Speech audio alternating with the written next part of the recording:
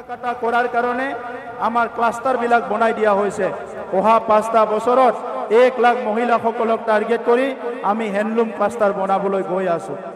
লাখপতি বাইদেউৰ কাৰণে ইতিমধ্যে 10,000 পৰিয়ালে 10,000 বাইদেউসকলে হাঁহ কুকুৰা পালন কৰিবলৈ, ছাগলী পালন কৰিবলৈ, গাহৰি পালন কৰিবলৈ বিভিন্ন সেট তেখেতসকলক 10,000 বাইদেউসকলক দিয়া হৈছে।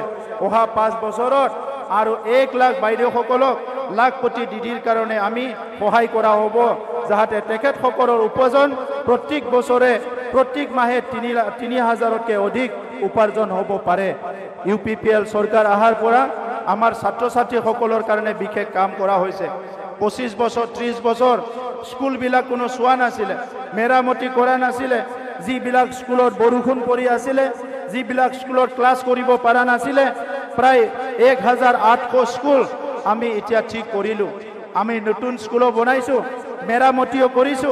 1,800 স্কুলত এতিয়া ভালকে ল'ৰা ছোৱালী বহি নিজৰ শিক্ষা গ্ৰহণ কৰিব পাৰে।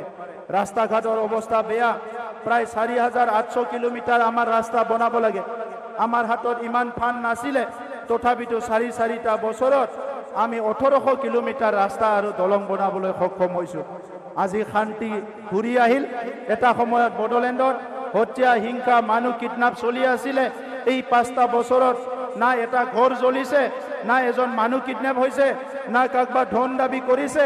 এই 5টা বছৰত খুব শান্তি আৰু নিৰাপত্তাৰ মাজত বড়োলেণ্ডৰ 35 লাখ জনসাধাৰণে প্ৰথম 30টা বছৰৰ ভিতৰত 40টা বছৰৰ ভিতৰত প্ৰথম 5টা বছৰ পাইছে, যি 5টা বছৰত শান্তিৰে সময় কটাব পাৰিছে, নিৰাপত্তাৰ মাজত সময় কটাব পাৰিছে, সমন্বয় পুনৰ ঘূৰাই আনিব পাৰিছে। আজি এটা জনগোষ্ঠীৰ মানুহে আনটো জনগোষ্ঠীৰ মানুহৰ ওচৰত হাঁহিবলৈ শিকিছে, কথা পাতিবলৈ পুনৰ পৰিৱেশ পাইছে। 40টা সমষ্টিত 40টা 52খন অডিটৰিয়াম নিৰ্মাণ কৰা হৈ গ'ল। 40টা সমষ্টিৰ ভিতৰত 12টা সমষ্টিত আমি বীৰ চিলাগাং ষ্টেডিয়াম নিৰ্মাণ কৰা হৈ গ'ল। 5 কোটি টকাৰ ষ্টেডিয়াম আমাৰ বৰগুলিতো নিৰ্মাণ কৰি থকা হৈছে। আজি সেইকাৰণে আপোনালোকক মই ক'বলৈ বিচাৰিছোঁ, আজি ছাত্ৰ ছাত্ৰীসকলক ডক্টৰ ইঞ্জিনিয়াৰ বনোৱাৰ কাৰণে বডোপা ছুপাৰ 50 মিছনৰ দ্বাৰা প্ৰত্যেক বছৰত 50 জন ল'ৰা ছোৱালী ইঞ্জিনিয়াৰিঙৰ কাৰণে, 50 জন ল'ৰা ছোৱালী ডক্টৰৰ কাৰণে, 50 জন ল'ৰা ছোৱালী আমাৰ APSCৰ কাৰণে আৰু 50 জন ল'ৰা ছোৱালী আমাৰ UPSCৰ কাৰণে দিল্লীত কোচিং কৰিবলৈ বিনামূলীয়াভাৱে পঠাই দিয়া হৈছে।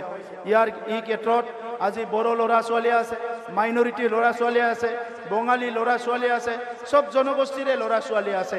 এইসকলে গৈ পেলাই দিল্লীত, দিছপুৰত, গুৱাহাটীত পঢ়ি তেখেতসকলে মানৱ সম্পদ হোৱাৰ ফালে আগবাঢ়ি আছে।